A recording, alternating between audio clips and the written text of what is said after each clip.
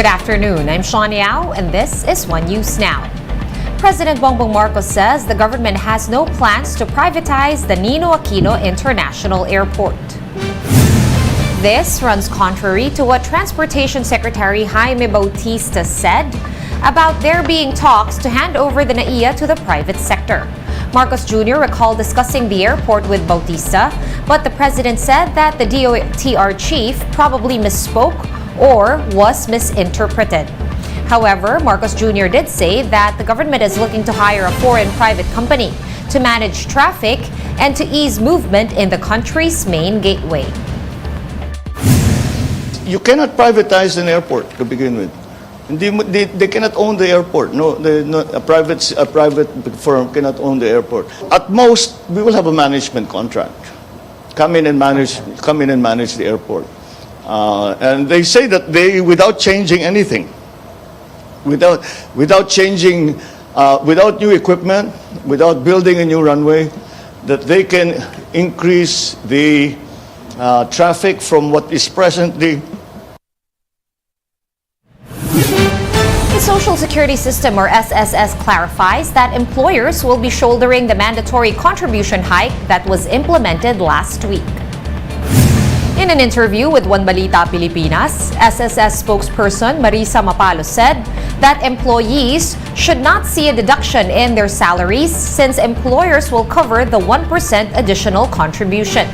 The hike brings a private employee's contribution to 9.5%. Meron lang hong nakasaad sa ating batas kung ano ho yung mga allowable deductions at isa ho rito yung Social Security contributions. At yung country hike ho ngayong year na ho ito, ang pagdagdag ho ay para sa mga employer lang ho. So definitely wala hong dadagdagan na ibabawas sa ating mga employees.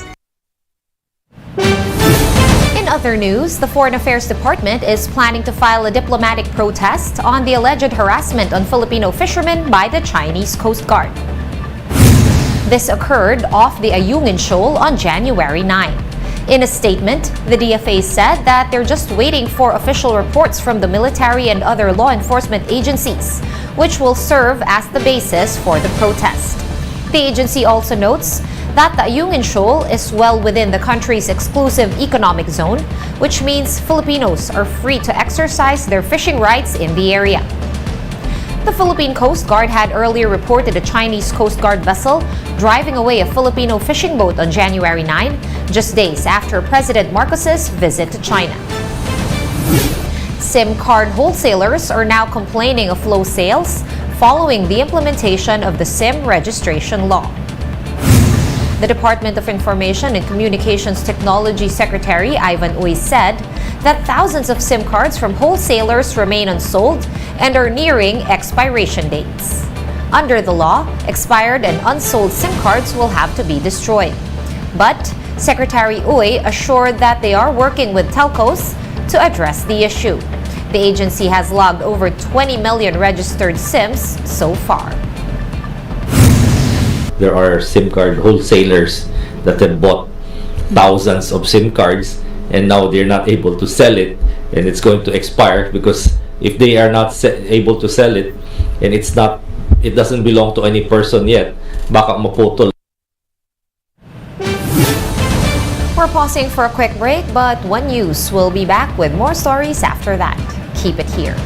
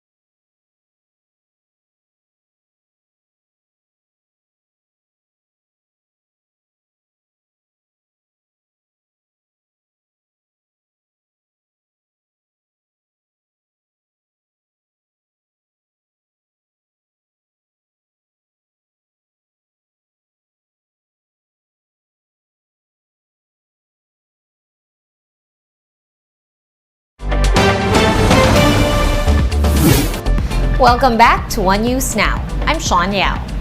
President Bongbong Marcos once again defends his government's decision to import onions. Marcos Jr. explained that importation is a short-term solution to address the current shortfall in supply. Recall that the president earlier approved the importation of some 21,000 metric tons of onions in a bid to stabilize the prices of the commodity. We must import. I think my sentiments about importation are clear, but it is an emergency situation that has been brought about by neglect of the agricultural sector for many, many years. And therefore, our production is well below our demand. Therefore, we must import. The president also maintained that there were enough studies conducted and consultations made on the timing of the imports, with the harvest season being considered. The schedule is very, very important. It's not just a question of one lump importation at the beginning of the year. It has to come in at the proper time, so you're not competing with local farmers. And here is a quick look at today's other top stories. Authorities confiscated up to 44,000 kilos of smuggled imported red onions in Zamboanga City. The illegal goods were stored in a closed van and a watercraft when they were intercepted by the Philippine Coast Guard and the military. Maynilad customers affected by water service interruptions will receive rebates amounting to more than 27 million pesos. The rebates are expected to reflect in the customers' February bills. The water interruptions were caused by broken equipment over at Maynilad's Putatan water plant in Muntinlupa. And for more updates, visit News 5, The Philippine Star, and Business World online. Visit our website, onenews.ph, for more in-depth analysis. You can also catch One News on Signal Play. Register for a free account at www.signalplay.com and stream One News Live anytime, anywhere. I am Sean Yao. We are One News.